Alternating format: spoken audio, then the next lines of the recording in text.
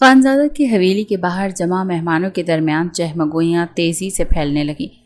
ہر طرف لوگ ایک دوسرے کے قریب ہو کر دھیمی آواز میں سوال اٹھا رہے تھے۔ دلہن آخر گئی کہاں؟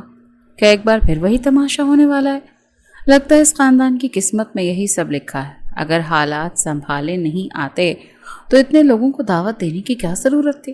عزت نام کی بھی کوئی چیز ہوتی ہے۔ ہر لفظ کسی نوکیلے تیر کی طرح ماحول کو زخمی کر رہا تھا۔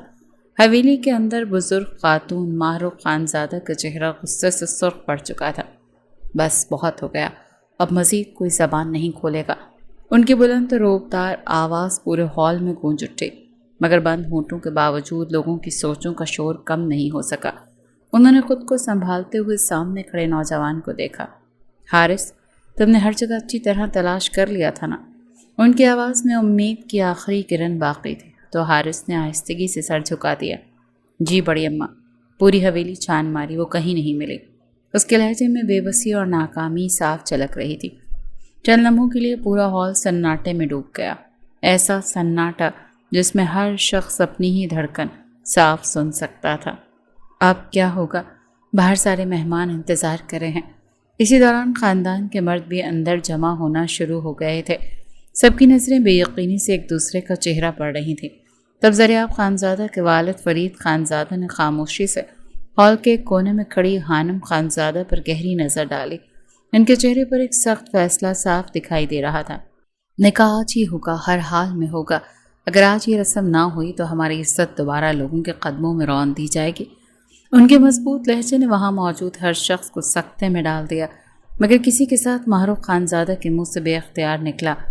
اگلے ہی لمحے فرید خانزادہ نے جو نام لیا اس نے پورے ہال کو جیسے پتھر کا بنا دیا۔ بابا، آپ یہ کیسے فیصلہ کر سکتے ہیں؟ حارث کی گرجدار آواز دیواروں سے ٹکرا کر پورے ہال میں پھیل گئی۔ فرید خانزادہ نے سخت نگاہوں سے اسے دیکھا۔ یہ جذبات دکھانے کا نہیں بلکہ خاندان کی عزت بچانے کا وقت ہے۔ 2 منٹ کے اندر میں زریاب کو باہر دیکھنا چاہتا ہوں۔ کالج کے کشادہ گراؤنڈ میں ہلکی ہلکی ہوا چل رہی تھی اور فری لیکچر ہونے کی وجہ سے ہر طرف طلباء کے چھوٹے چھوٹے گروپس بیٹھے ہنسی مذاق میں مصروف تھے۔ انہی میں ریحام خانزادہ بھی اپنی سہیلیوں کے ساتھ سبز گھاس پر بیٹھی ہوئی تھی۔ دوستوں نے حسب معمول ضد شروع کر دی کہ آج اسے گانا سنائے بغیر نہیں جانے دیں گے۔ بہت منت سماجت کے بعد اس نے ہار مان لی اور آنکھیں بند کر کے مدھم لہجے میں گنگنانا شروع کیا۔ طلب ہے تو ہے نشہ، غلام ہے دل یہ تیرا، چھو کے تجھے جی لوں میں، آ جا میری سانسوں میں آ۔ اس کی نرم دلکش آواز فضا میں اس طرح بکھر رہی تھی جیسے کسی خاموش شام میں بانسری بج اٹھی ہو۔ آس پاس موجود کئی طلباء اپنی باتیں بھول کر غیر محسوس سے انداز میں اسی سمت کھنچے چلے آئے تھے۔ ہر کوئی خاموشی سے اس کی آواز میں چھپا سحر محسوس کر رہا تھا۔ گانا ختم ہوتے ہی چند لمحوں کی خاموشی چھا گئی، مگر پھر ایک مانوس آواز نے ماحول کا رنگ بدل دیا۔ اگر گانے کا شوق اتنا ہی ہے تو کسی شادی میں چلی جاؤ، کم از کم ہم لوگوں کے کانوں پر ظلم تو نہیں ہوگا۔ زریاب خانزادہ نے مصنوعی سنجیدگی سے گلا صاف کرتے ہوئے تبصرہ کیا۔ ریحام نے فوراً تیز نظروں سے اسے گھورا۔ آپ کو بھی ساتھ لے چلوں گی، ڈھول بجانے والا کوئی تو ہونا چاہیے ہوگا نا؟ اس نے بنا ایک لمحہ ضائع کیے جواب دیا تو ارد گرد بیٹھے سب دوست زور زور سے ہنس پڑے۔ دیکھا، ابھی سے بیوی نے میرے لیے نوکری بھی ڈھونڈ لی۔ زریاب نے سینے پر ہاتھ رکھ کر مصنوعی جذباتی انداز اپنایا تو قہقہوں کا ایک اور سلسلہ چل پڑا۔ دونوں کی نوک جھوک پوری یونیورسٹی میں مشہور تھی۔ 1 ہفتے کے بعد ان کی شادی ہونے والی تھی اور شاید اسی لیے وہ دونوں ہر دن کو یادگار بنا دینا چاہتے تھے۔ کلاسوں میں جانے کی بجائے کبھی گراؤنڈ تو کبھی کیفیٹیریا میں بیٹھ کر دوستوں کے ساتھ ہنگامہ آرائی کرنا ان کا معمول بن چکا تھا۔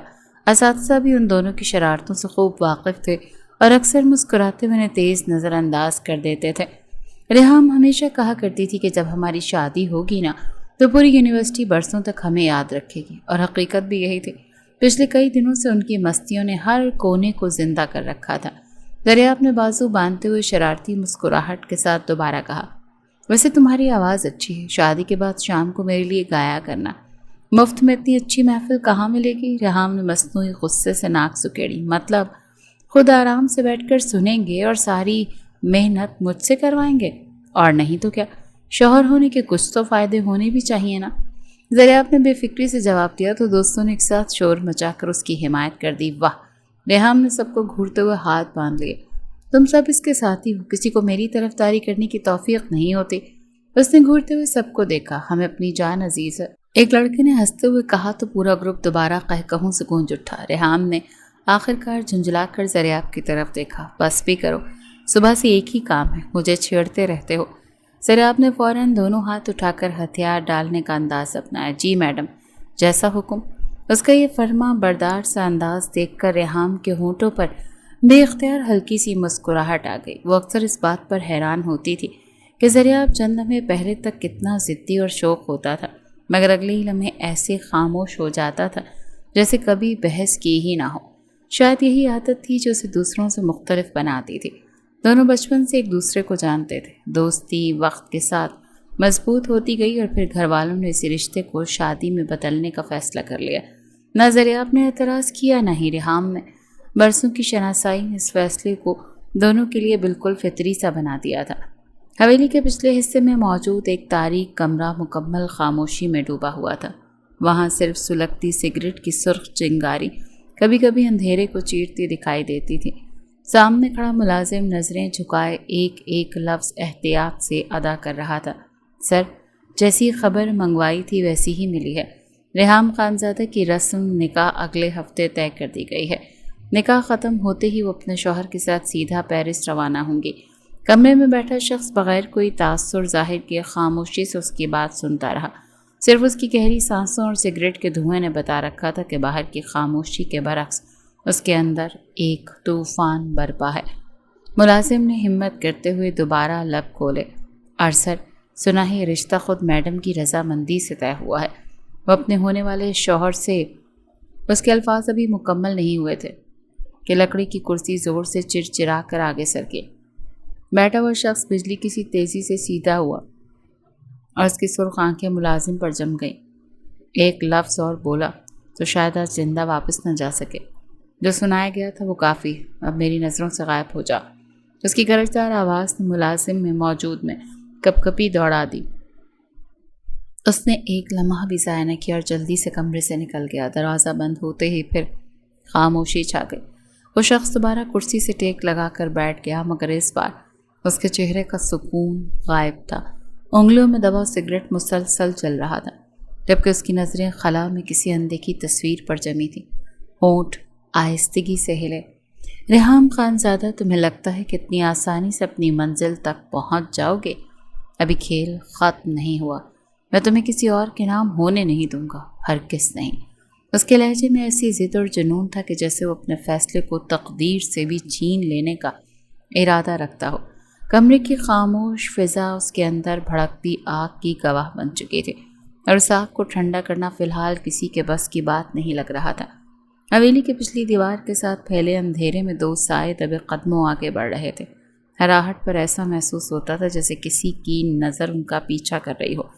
22 سالہ لڑکی کے چہرے پر خوف صاف جھلک رہا تھا اور اس کے قدم بار بار لڑکھڑا رہے تھے۔ حیدر، میرا دل بہت گھبرا رہا ہے۔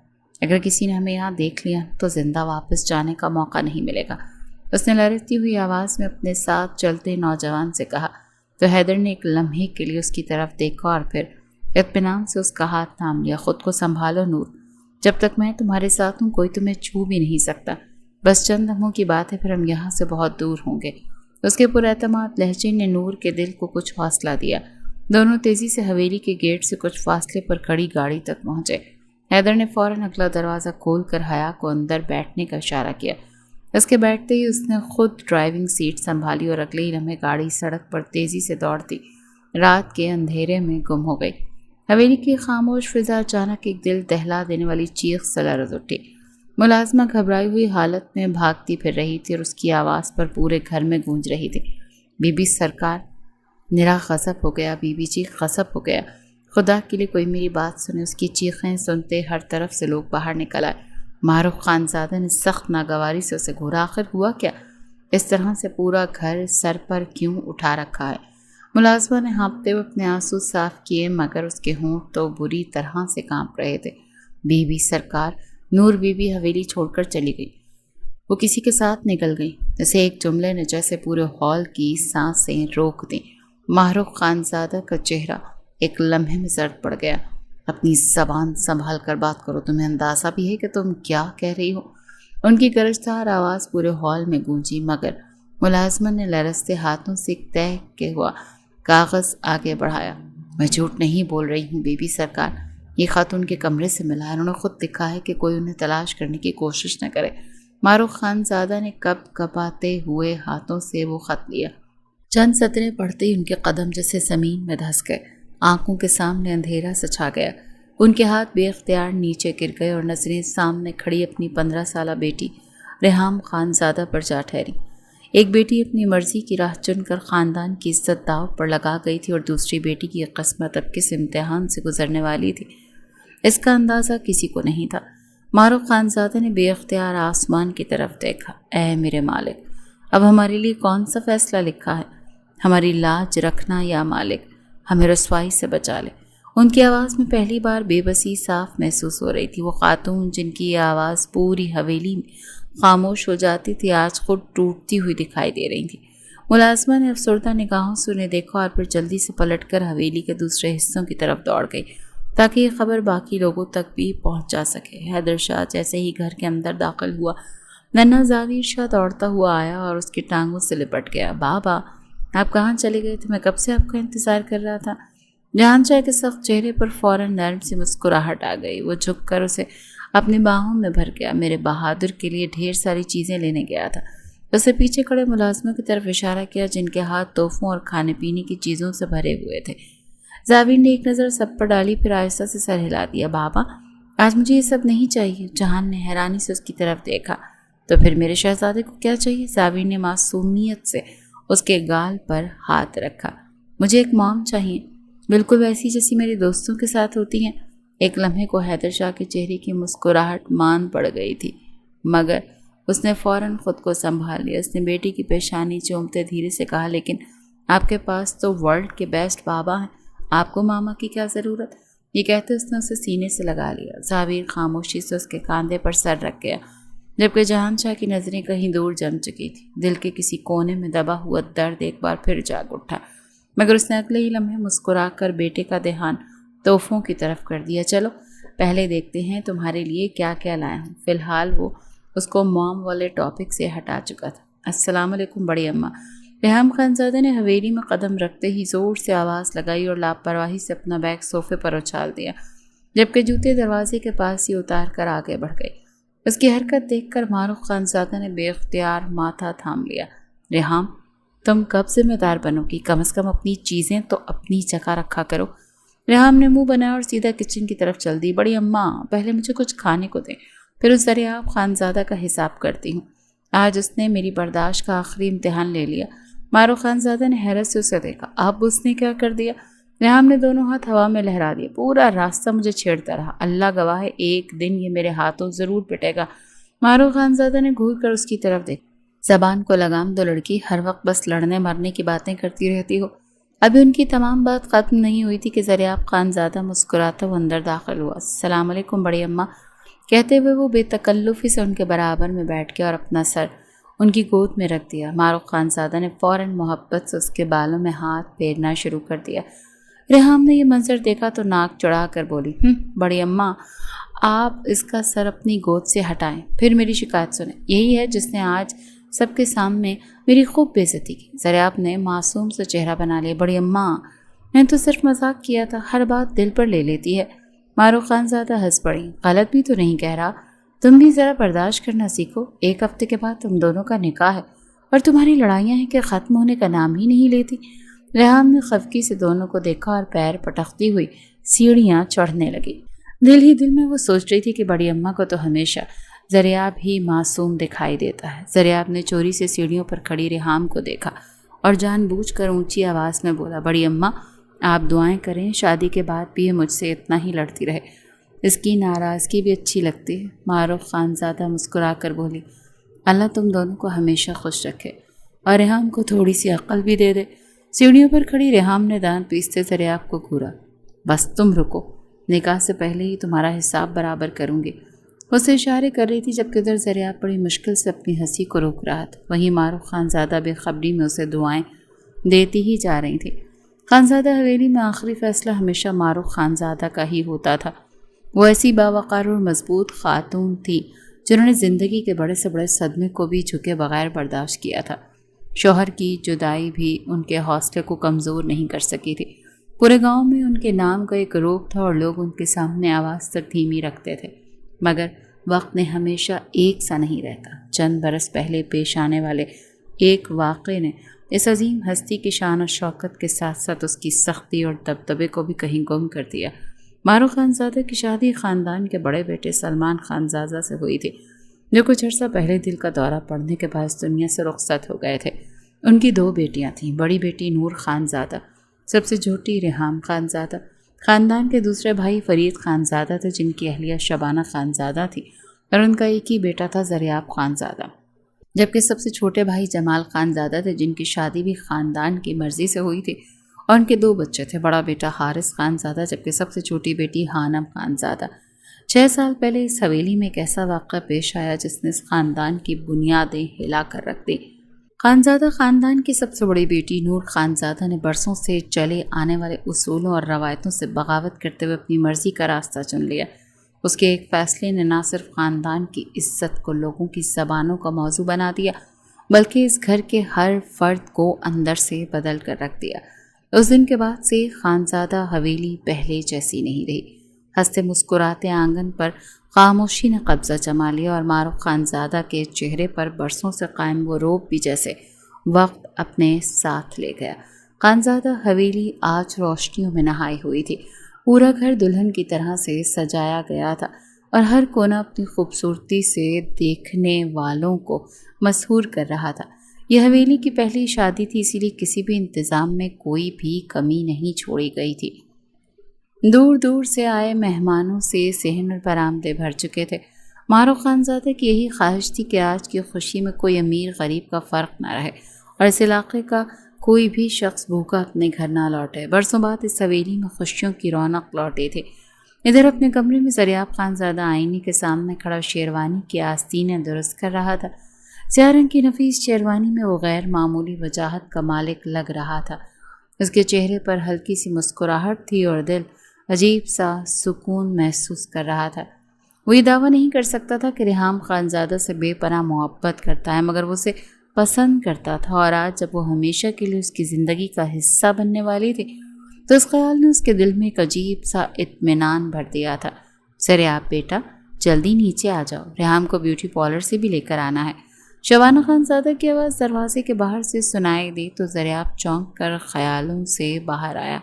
اس نے جلدی سے اپنی گھڑی باندھی اور آخری بار آئینے میں خود کو دیکھ کر مسکرا دیا۔ ارے، میں تو یہ بات بالکل بھول ہی گیا تھا کہ میں میڈم کو لینے بھی مجھے ہی جانا ہے۔ یہ بڑبڑاتے ہوئے وہ تیزی سے کمرے سے باہر نکل گیا۔ دلہن کے لباس میں ملبوس ریحام خانزادہ خاموشی سے آئینے کے سامنے بیٹھی تھی۔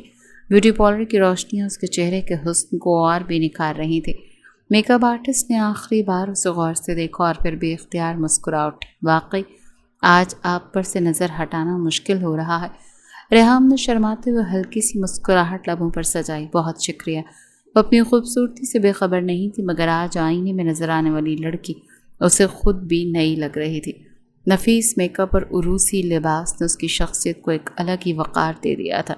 اسی لمحے باہر سے ایک لڑکی نے دروازہ کھول کر آہستہ سے اطلاع دی، میم آپ کو لینے والے آ گئے۔ ریحام نے گہرا سانس لیا اور احتیاط سے چادر اپنے چہرے پر اوڑھ لی۔ 2 لڑکیوں کے سہارے وہ آہستہ آہستہ پارلر سے باہر نکلی، اور اس کے ساتھ آنے والی ملازمین پہلی کسی دوسری کام سے جا چکی تھی، اسی لیے اس وقت وہ تقریباً اکیلی تھی۔ چہرے پر پڑے گھونگھٹ کی وجہ سے وہ سامنے کھڑے شخص کو دیکھ نہ سکی، مگر جیسے ہی وہ گاڑی کے قریب پہنچی تو ایک اجنبی سی خوشبو اس کے وجود سے ٹکرائی تو اس کے قدم لمحے بھر کو رک گئے۔ یہ خوشبو تو زریاب کی نہیں، یہ خیال بے اختیار اس کے ذہن میں آیا، مگر اگلے ہی لمحے اس نے خود کو سمجھا لیا، شاید آج اس نے نیا پرفیوم لگایا ہو۔ یہ سوچ کر وہ خاموشی سے گاڑی میں بیٹھ گئی اور نظریں اپنی مہندی لگی ہتھیلیوں پر جما لی۔ اچانک نور خانزادہ کی یاد دل میں چبھن بن کر ابھری۔ اگر آج وہ یہاں ہوتی تو سب سے زیادہ خوشی اسی کو ہوتی۔ اس خیال سے اس کی پلکیں نم ہو گئیں، اور دوسری طرف گاڑی میں غیر معمولی خاموشی چھائی تھی۔ زریاب کی طرف سے تو ایک لفظ بھی نہ سن کر اسے ہلکی سی حیرت ضرور ہوئی، مگر پھر اس نے یہی سوچا کہ شاید آج کے دن کی سنجیدگی نے اسے بھی خاموش کر دیا، ورنہ وہ اچھی طرح سے جانتی تھی کہ زریاب اور خاموشی کا ساتھ زیادہ دیر تک رہ نہیں سکتا۔ چند منٹ کے بعد گاڑی آہستہ سے رکی تو ریحام خانزادہ نے دل ہی دل میں اطمینان کا سانس لیا۔ الحمدللہ، اس نے خاموشی سے شکر ادا کیا اور انتظار کرنے لگی کہ زریاب ہمیشہ کی طرح آ کر اس کے لیے دروازہ کھولے گا۔ اگلے ہی لمحے گاڑی کا دروازہ کھلا تو اس نے بنا کچھ سوچے آہستگی سے باہر قدم رکھا۔ اسی لمحے ایک مانوس نہ ہونے والی خوشبو پھر اس کے احساسات سے ٹکرائی۔ اس بار وہ خود کو سوال کرنے سے روک نہ سکی۔ آج کون سا پرفیوم لگا لیا تم نے؟ پہلے والا تو زیادہ اچھا تھا۔ اس کے لہجے میں ہلکی سی بے تکلفی تھی اور سامنے کھڑا جہان حیدر شاہ چند لمحے خاموشی سے اسے دیکھتا رہا۔ اس کی آنکھوں میں ایک عجیب سی چمک ابھری تو اسی لیے زریاب کی ہر عادت تک یاد تھی، حد تک اس کی خوشبو بھی۔ یہ خیال اس کے اندر ایک انجان سی چبھن چھوڑ گیا، مگر اس کے چہرے پر کوئی تاثر نہ آیا۔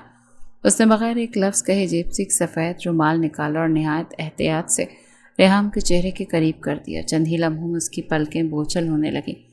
اس نے کچھ سمجھنے کی کوشش کی مگر نگاہوں کے سامنے اندھیرا چھا گیا۔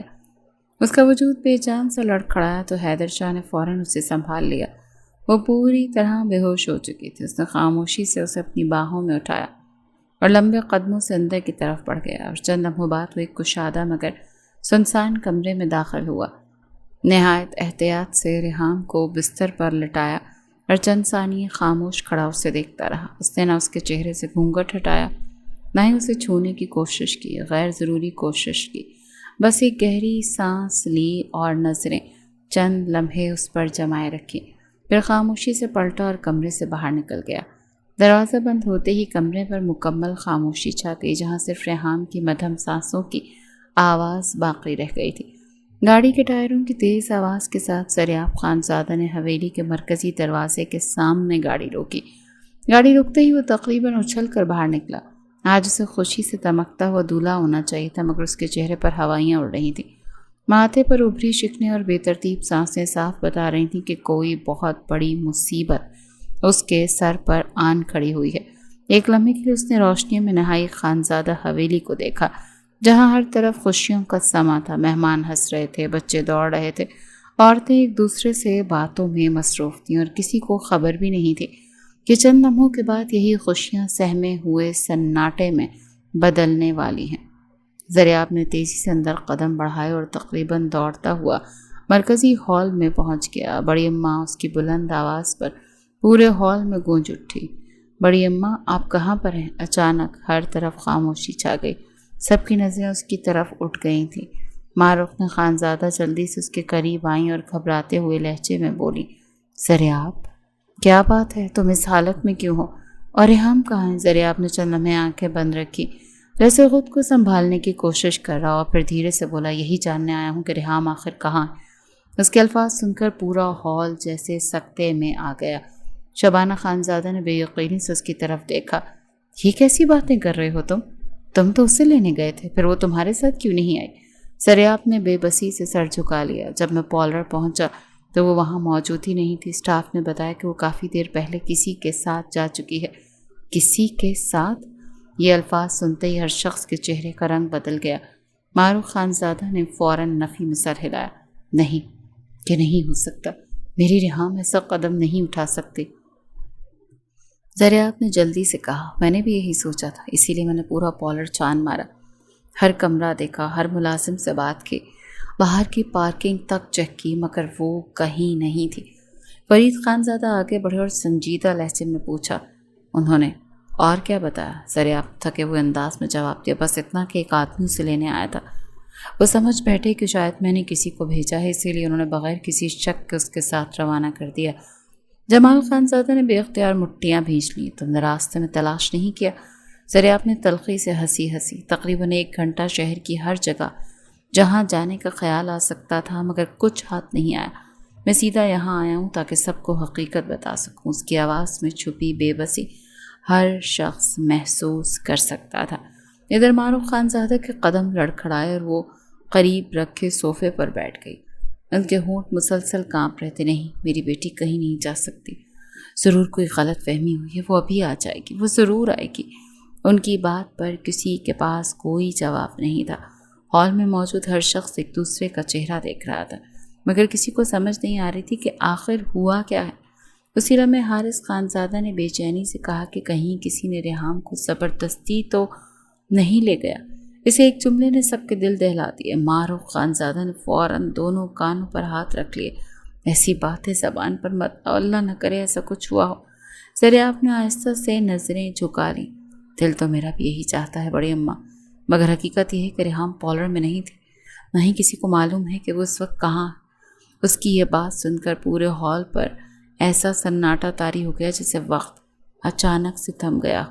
صرف لوگوں کی تیز ہوتی سانسوں کی آوازیں سنائی دے رہی تھیں، جبکہ ہر چیز آنے والے طوفان کے خوف سے سفید پڑ چکی تھی۔ حویلی کے اندر مسلسل سناٹا تھا اور باہر مہمانوں کی بے خبر ہنسی اب بھی گونج رہی تھی۔ کسی کو اندازہ نہیں تھا کہ اندر چند لمحوں میں ایک ایسا طوفان ہونے والا ہے جو کئی زندگیاں بدل دے گا۔ معروف خانزادہ صوفے پر بیٹھی تھی، ان کے ہاتھ مسلسل کانپ رہے تھے، جبکہ نگاہیں دروازے پر جمی ہوئی تھی، جیسے اگلے ہی لمحے ریحام اندر آ جائے گی اور سب کچھ پہلے جیسا ہو جائے گا۔ مگر وقت گزر رہا تھا اور دروازہ خاموش کھڑا تھا۔ شبانہ خانزادہ ان کے قریب بیٹھ گئی اور ان کا ہاتھ تھام لیا۔ باجی، خود کو سنبھالیں، ابھی ہم سب مل کر ریحام کو ڈھونڈتے ہیں، ضرور کوئی غلط فہمی ہوئی ہوگی۔ معروف خانزادہ نے آہستہ سے سر اٹھایا۔ اگر یہ غلط فہمی ہوتی تو میرا دل اتنا بے چین نہ ہوتا۔ مجھے نہ جانے کیوں لگ رہا ہے کہ کوئی بہت بڑا کھیل ہمارے ساتھ کھیل گیا۔ ان کی آواز سن کر ہال میں موجود ہر شخص کے دل پر جیسے بوجھ سا آ گیا۔ ادھر فرید خانزادہ نے سخت لہجے میں زریاب کی طرف دیکھا۔ پالر والوں نے اس آدمی کے بارے میں کچھ بتایا؟ زریاب نے نفی میں سر ہلایا۔ کسی نے اس کا چہرہ تو غور سے نہیں دیکھا، سب یہی سمجھتے ہیں کہ وہ ہماری طرف سے آیا ہے۔ کسی نے ایک بار بھی تصدیق کرنے کی ضرورت محسوس نہیں کی۔ حارث خانزادہ نے غصے سے مٹھی یا دیوار پر ماری۔ ایک لاپرواہی نے پورے خاندان کو مشکل میں ڈال دیا۔ اگر مجھے وہ لوگ مل جائیں تو ایک ایک سے حساب لوں گا۔ جمال خانزادہ نے فوراً اسے بازو سے پکڑا۔ غصہ بعد میں کر لینا، پہلے ریحام کو تلاش کرنا ضروری ہے۔ اسی دوران باہر سے دبے دبے انداز میں باتیں کرنے کی آوازیں آنے لگیں۔ چند عورتیں ہال کے قریب آ کر سرگوشیاں کر رہی تھیں۔ لگتا ہے دلہن ابھی تک نہیں آئی، کہیں کوئی مسئلہ تو نہیں ہو گیا؟ دوسری عورت نے فوراً آہستہ سے جواب دیا۔ اللہ خیر کرے، ویسے بھی اس خاندان کے ساتھ پہلی بار ایسا ہوا ہے۔ پھر کچھ کیا تھا، چند لمحوں میں ہی یہ سرگوشیاں پورے ہال میں پھیل گئی تھیں۔ ہر طرف لوگ ایک دوسرے سے سوال کرنے لگے کہ دلہن کہاں رہ گئی ہے۔ نکاح کا وقت تو نکلتا جا رہا تھا، کہیں بھی کوئی بات نہیں ہو گئی تھی۔ الفاظ آہستہ آہستہ زہر بنتے جا رہے تھے۔ دلہن کہاں رہ گئی، نکاح کا وقت تو نکلتا جا رہا ہے، کہیں پھر کوئی نئی بات تو نہیں ہو گئی۔ الفاظ آہستہ آہستہ زہر بنتے جا رہے تھے۔ معروف خانزادہ نے جب باہر سے آتے ہوئے آوازیں سنی تو ان کے چہرے پر سختی واپس آ گئی۔ وہ ایک جھٹکے سے اٹھی، دروازے تک پہنچی۔ بس آج کے بعد اگر کسی نے میری حویلی کے بارے میں ایک لفظ بھی کہا تو اچھا نہیں ہوگا۔ ان کی گرجدار آواز سن کر چند لمحوں کے لیے سب خاموش ضرور ہو گئے، مگر نظریں اب بھی سوال کر رہی تھیں۔ لوگ خاموش ہو سکتے تھے، مگر ان کے ذہنوں میں اٹھتے شکوک کو کون روک سکتا تھا؟ معروف خانزادہ واپس پلٹیں اور سیدھا زریاب کے سامنے آ کر رک گئی۔ ایک بار پھر سوچ کر جواب دینا، کیا تم نے واقعی ہر جگہ دیکھ لیا تھا؟ شاید وہ کسی دوسرے کمرے میں ہو، شاید راستے میں تم دونوں ایک دوسرے سے رہ گئے ہو۔ ان کی آواز میں امید کی آخری کرن باقی تھی۔ زریاب نے نم آنکھوں سے انہیں دیکھا اور دھیرے سے بولا، بڑی اماں، اگر 1% بھی امید ہوتی تو میں کبھی اس حالت میں یہاں واپس نہ آتا۔ میں نے ہر جگہ دیکھا، وہ وہاں نہیں تھی۔ یہ سن کر معروف خانزادہ کی آنکھیں بند کر لیں۔ ایسا لگا جیسے ان کے وجود سے ساری طاقت ایک ہی لمحے میں نکل گئی۔ ہال میں موجود ہر شخص سر جھکائے کھڑا تھا، کسی کے پاس کہنے کو کچھ نہیں تھا۔ تبھی باہر سے خاندان کے مرد بھی اندر آنے لگے۔ سب کے چہروں پر پریشانی صاف نظر آ رہی تھی۔ فرید خانزادہ ایک لمحہ سب کو دیکھا، پھر ان کی نظریں خاموشی سے ایک کونے میں کھڑی خانم خانزادہ پر چھا ٹھہری۔ وہ خوفزدہ سے اپنی انگلیاں مروڑ رہی تھی۔ فرید خانزادہ نے ایک گہرا سانس لیا، پھر مضبوط لہجے میں بولے، نکاح اپنے وقت پر ہوگا، کسی صورت نہیں رکے گا۔ ان کے الفاظ سنتے ہی پورا ہال جیسے ساکت رہ گیا۔ شبانہ خانزادہ نے حیرت سے ان کی طرف دیکھا۔ مگر کس کا نکاح؟ معروف خانزادہ نے بھی بے یقینی سے پوچھا، آپ کہنا کیا چاہتے ہیں؟ فرید خانزادہ نے چند لمحے خاموش رہ کر ایک ایسا نام لیا جسے سن کر ہر شخص جیسے پتھر کا ہو گیا، خانم خانزادہ۔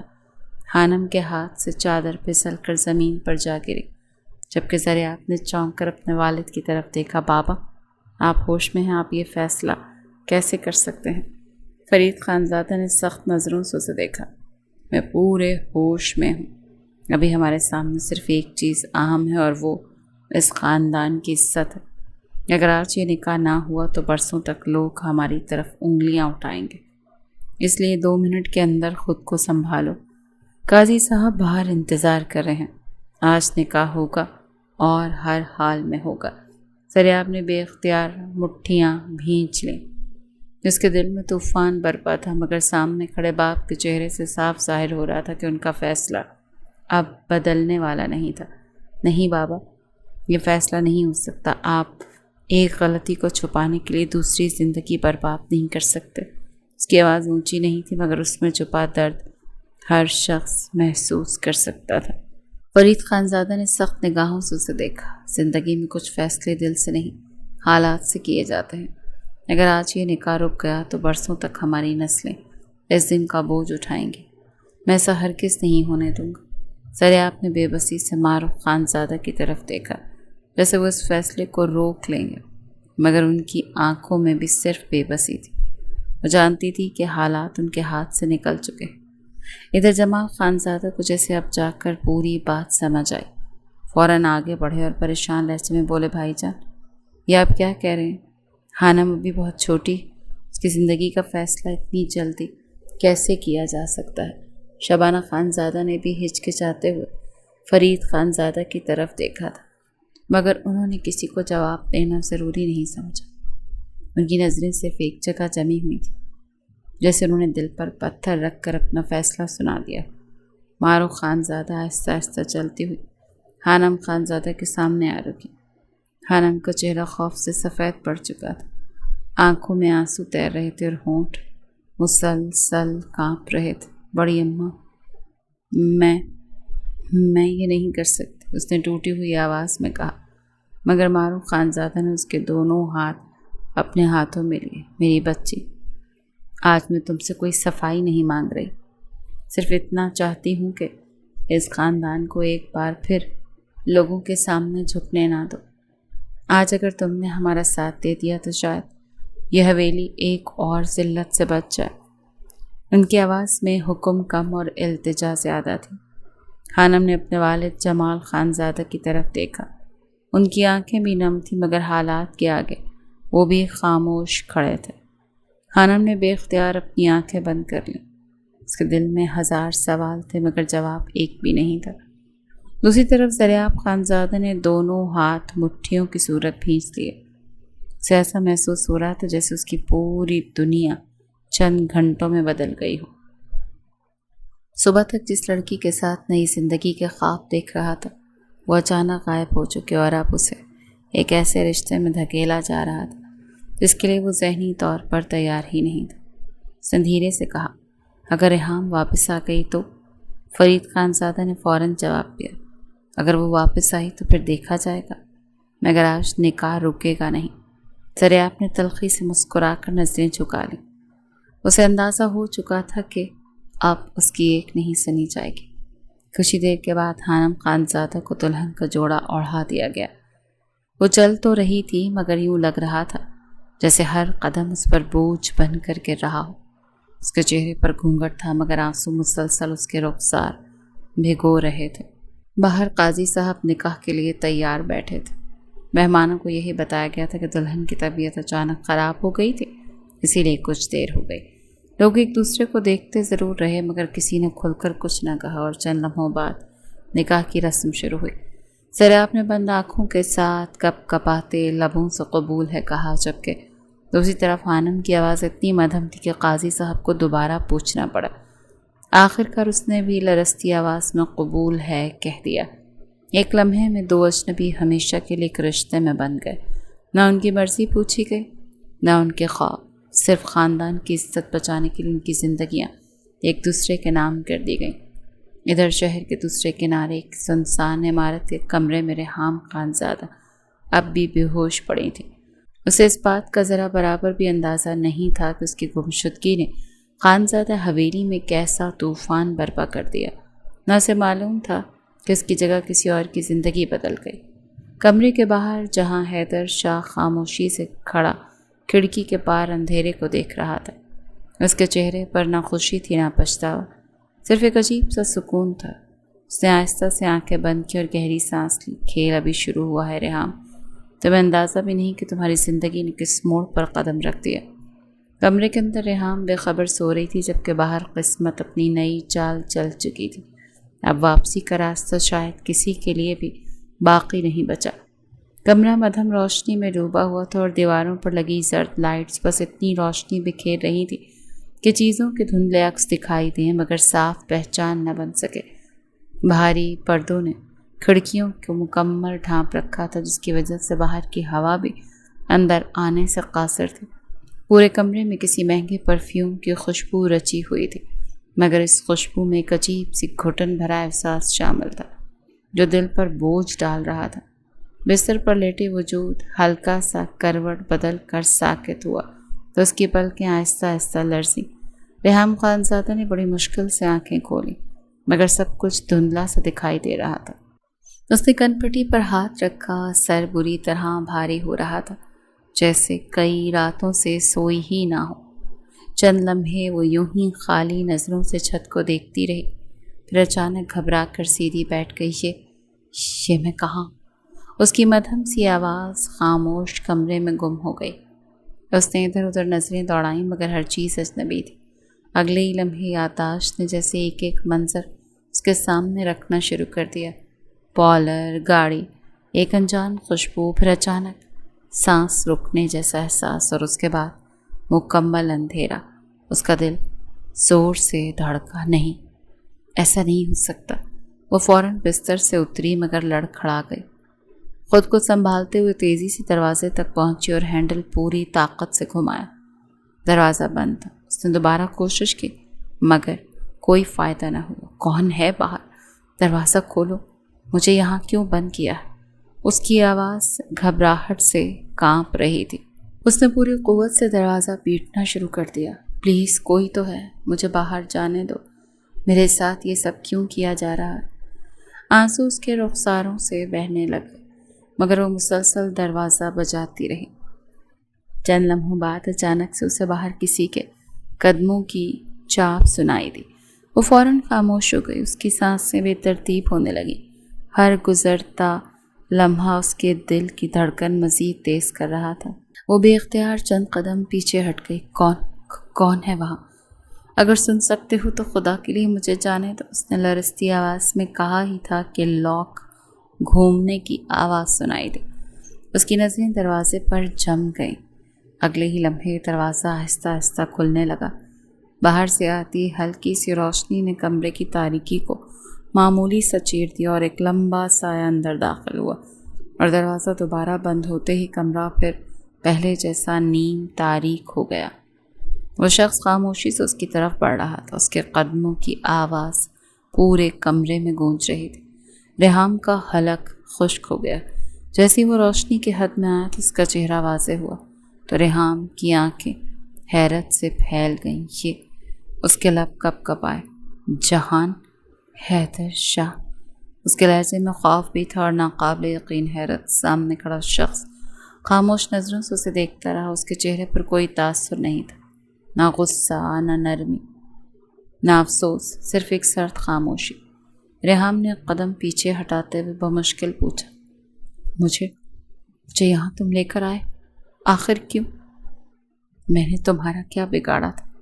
آپ ہی کہاں ہیں میری؟ کدھر رکھا ہے انہیں؟ چند لمحوں تک خاموشی چھائی رہی، پھر جہان حیدر شاہ کے ہونٹوں پر ایک سر سی مسکراہٹ اٹھی۔ تم پوچھ رہی ہو کہ تمہارا قصور کیا ہے؟ اور کیا پوچھ رہی ہو کہ آپ ہی کہاں ہے؟ قاتل کے منہ سے مقتول کا پوچھنا کچھ جچتا نہیں۔ ریحام نے بے یقینی سے سر ہلایا۔ کیا آپ بکواس کر رہے ہو تم؟ کدھر ہے میری بہن؟ وہ پاگلوں کی طرح غراتی ہوئی اس کا گریبان دبوچتی اس کو اپنے قریب کھینچ گئی تھی۔ وہ پاگلوں کی طرح غراتی ہوئی اس کا گریبان دبوچتی اس کو اپنا قریب کھینچ گئی تھی۔ جہان حیدر شاہ ایک دم اس کے قریب آ گیا، اتنا قریب کہ ریحام کی سانسیں رکنے لگیں۔ اس نے سرد لہجے میں کہا، تم نے صرف ایک انسان کی زندگی نہیں برباد کی، تم نے میرا پورا گھر قبرستان بنا دیا۔ ریحام کی آنکھوں میں آنسو بھر آئے۔ خدا کے لیے پہیلیاں مت بجھوا، مجھے کچھ سمجھ نہیں آ رہا، مجھے جانے دو۔ میری آپی کہاں ہے؟ آج میرا نکاح تھا۔ اس کی ٹوٹتی ہوئی آواز پر جہان حیدر شاہ نے بیزاری سے قہقہہ لگایا۔ نکاح؟ زندگی اجاڑنے والی اپنی زندگی بسانے کی خواہش رکھتی ہے؟ کیسے پوری ہونے دے سکتا تھا میں تمہاری یہ خواہش؟ اتنا صبر نہیں ہے مجھ میں ریحام ڈارلنگ، تم لوگوں کو صرف اپنے رشتے یاد رہتے ہیں، کسی اور کے ٹوٹے ہوئے رشتوں کی قیمت کبھی محسوس نہیں ہوئی۔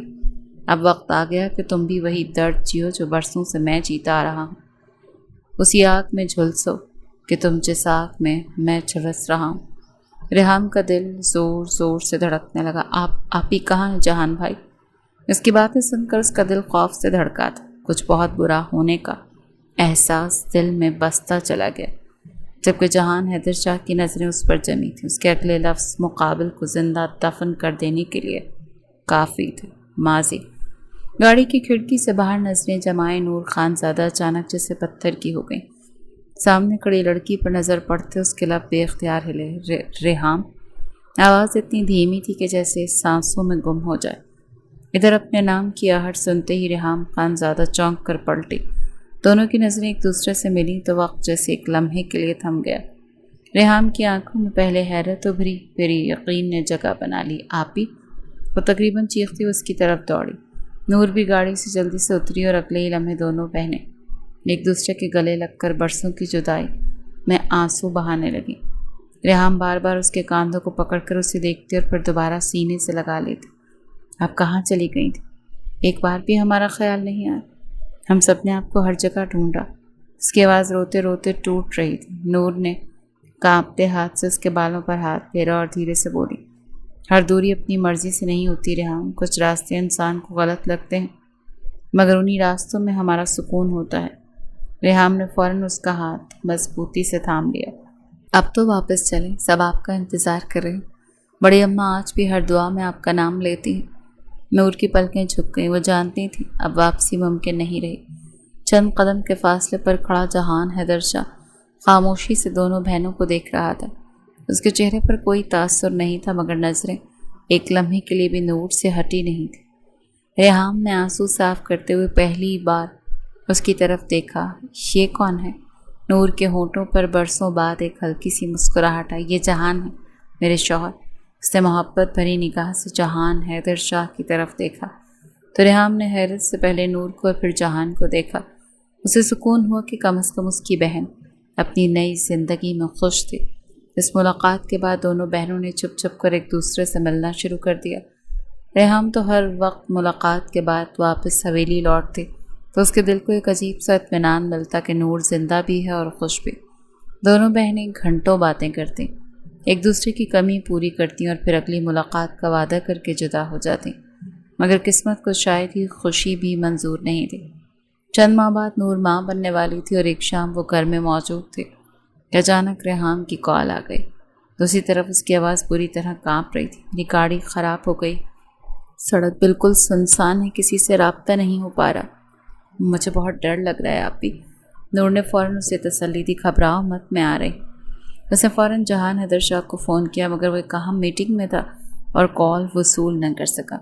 چند لمحے انتظار کے بعد نور نے مزید وقت ضائع نہیں کیا، اپنی حالت کی پرواہ کیے بغیر گاڑی نکالی اور ریحام کی طرف روانہ ہو گئی، مگر منزل تک پہنچنے سے پہلے ہی قسمت نے راستہ بدل دیا۔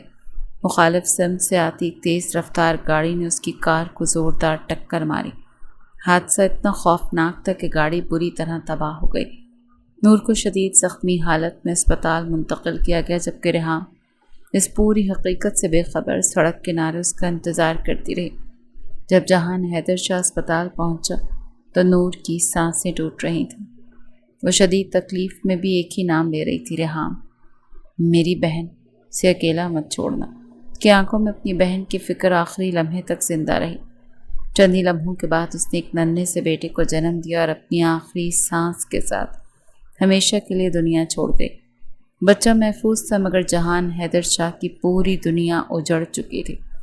اس دن کے بعد اس کے دل میں صرف ایک احساس باقی رہ گیا، نفرت۔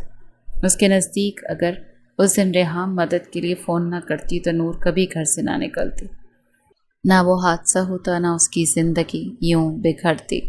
وہ برسوں سے اس حقیقت کو سب کچھ مان کر جیتا رہا۔ اسے کئی بار چاہا کہ ریحام سے اس درد کا حساب لے، مگر ہر بار اپنے ننھے بیٹے زاویر شاہ کی پرورش اس کی پہلی ذمہ داری بن گئی۔ وقت گزرتا رہا مگر اس کے دل میں جلتی آگ کبھی ٹھنڈی نہ ہوئی۔ پھر ایک دن اسے خبر ملی کہ ریحام خانزادہ کا نکاح ہونے والا ہے، اور یہ خبر اس کے اندر برسوں سے دبے ہوئے زخموں کو پھر سے تازہ کر گئی۔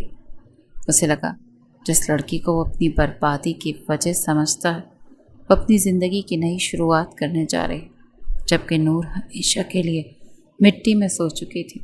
اسی لمحے اس نے فیصلہ کر لیا تھا کہ اس سے نکاح کا فیصلہ۔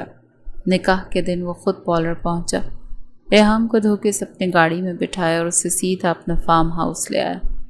اس کے ذہن میں صرف ایک مقصد تھا، ریحام خانزادہ کی زندگی کو بھی اسی درد سے گزارنا جس درد نے برسوں سے اس کے دل کو زندہ لاش بنا رکھا تھا۔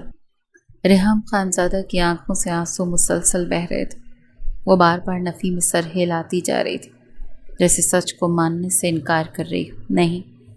نہیں، یہ جھوٹ ہے، آپ ہی مجھے چھوڑ کر نہیں جا سکتی، ایسا نہیں ہو سکتا۔ اس کی ٹوٹی ہوئی آواز سن کر جہان حیدر نے ایک سرد سی ہنسی ہنسی۔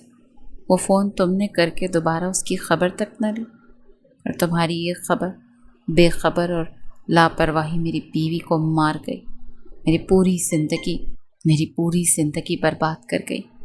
ریحام کے قدم جیسے جواب دے گئے۔ وہ وہیں گھٹنوں کے بل بیٹھ گئی اور دونوں ہاتھوں سے اپنا چہرہ ڈھانپ کر زاروں قطار رونے لگی تھی۔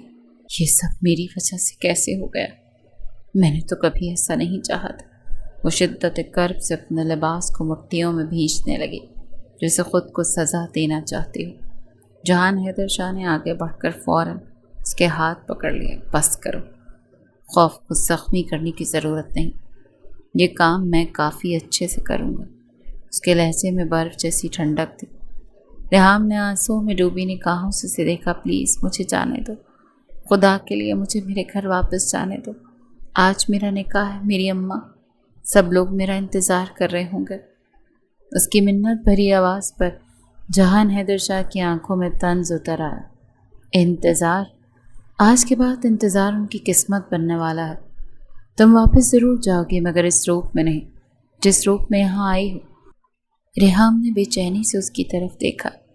تم کہنا کیا چاہتے ہو؟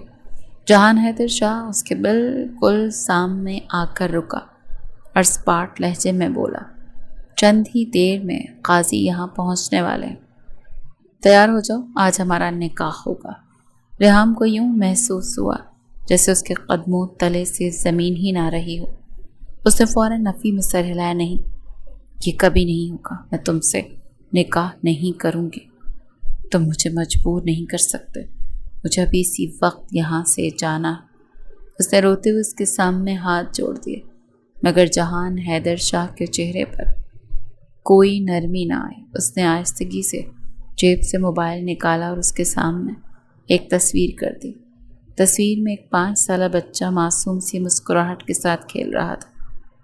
ریحام نے حیرت سے تصویر دیکھی۔ یہ جہان حیدر شاہ نے گہری سانس لی۔